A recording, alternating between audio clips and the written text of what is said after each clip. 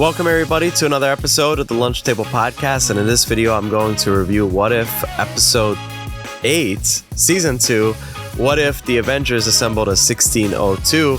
Really interesting thoughts. I don't doubt in the future we may see a lot of collectibles and merchandise based off of this episode alone. It kind of reminds me of the samurai theme for a lot of Star Wars figures back in the day that were really popular, not so much now. So I'm sure we're going to see a lot of merchandise coming from this episode. The episode, I'm not going to lie, I did feel bored at times. I don't know what it was. For some reason, I felt bored at times. I think the action wasn't bad.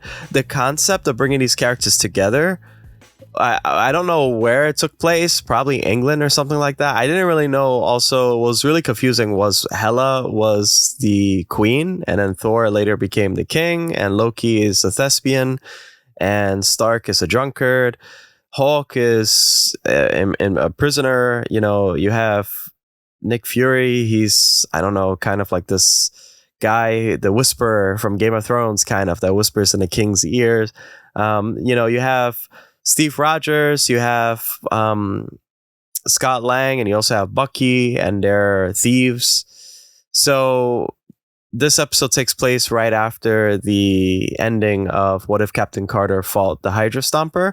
And at the end of this episode as well, we do see Doctor Strange. He was introduced in episode 6 of season 2 again. And so it looks like, okay, now it's going to come to a head and maybe there's something huge happening. I fear the next episode will be very rushed because the setup was really one and done. There wasn't much setup. I thought each episode will have more of a setup, but that, there wasn't any of that. So I really fear that the next episode will be like, unfortunately. As of this recording, they did show some snippets of What If Season 3. So we are getting a What If Season 3, I think relatively soon. It looks like they're working hard at Disney to push that out for us. So I can't wait for that. I'm a big fan of What If. Now, yeah, speaking of the episode, so Peggy Carter, or Captain Carter, she's working for the kingdom, and she's, I don't know, she's like a fixer-upper, or she like helps out or whatever like that. And then later, in this very contrived way, they all betray her for some reason. I mean, she failed saving Hela. Which we don't know really what happened to Hela at the end. And there's like these rifts and stuff like that. And so we don't know what these rifts are. They're green colored. Later on, it's to be revealed that Steve Rogers, during Infinity War, he clipped Thanos' time stone on the gauntlet, and he ended up being transported to this time, and for some reason he became a thief, which I didn't really get, and he was the one responsible for these rifts. I think it was just cobbled really. I wasn't a big fan of the way it was put together. I don't think it really mattered to me. I didn't feel any stakes really at all. I think this is one of the weaker episodes in What If Season 2. The aesthetic probably is the most noteworthy thing out of everything else. I did like that Captain Carter wanted to stick around to help out. She has the ability to talk to Utal the Watcher, so I don't know why she's trying to make her life more difficult and do things on her own terms. I know that he can't really get involved, but the guy is saying, you want to come back. So he's kind of breaking his own rules, and she could hear him. She has that gift. So it's like, why couldn't they really team up? Because I'm sure next episode, they're all going to team up to do something.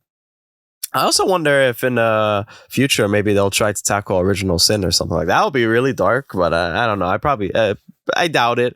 Let's see in the future. We also maybe could see these characters in live action. I mentioned Coyote back then. I'd love to see that character in live action. Let's see if the Watcher will make a return in live action in some way, shape, or form. But yeah, I mean, this episode was pretty mid. I thought the pacing was fine. Happy Hogan, which is really weird. Happy Hogan has the same ability he had from the Christmas special episode where he turns purple and ugly looking. So, I mean, it's not the Avengers team up in 1600s that I would have expected. I think they kind of complicated things without going into it, and it ended up being kind of really one note. So my rating for What If Episode 8 season 2. I gotta think about it. I'm gonna give it a 6 out of 10, guys. I'm gonna give it a 6 out of 10. Let me know what you guys think in the comments below, because maybe I just missed stuff, but I was really not a big fan of it. It's cool to see Tom Hiddleston back after the Loki season 2 series finale, probably. So it's kind of interesting to see him back. But yeah, that's my review for this episode. Again, let me know in the comments below what you think. So maybe we could probably talk about it. I'm interested. I'm open for a discussion in the comments. So let me know. Yeah, again, we have one more episode left. I do fear how that episode will be. I hope it's actually really good. Hopefully, all we could do is hope in these days. But episode 9 is going to be my last review of the year 2023, so it's really exciting. We started this channel with What If, and we're ending this year off and our season 5 off with What If episode 9. So I'm glad you guys are on this journey with me. So I appreciate you all for sticking to the end, and as always, see you guys.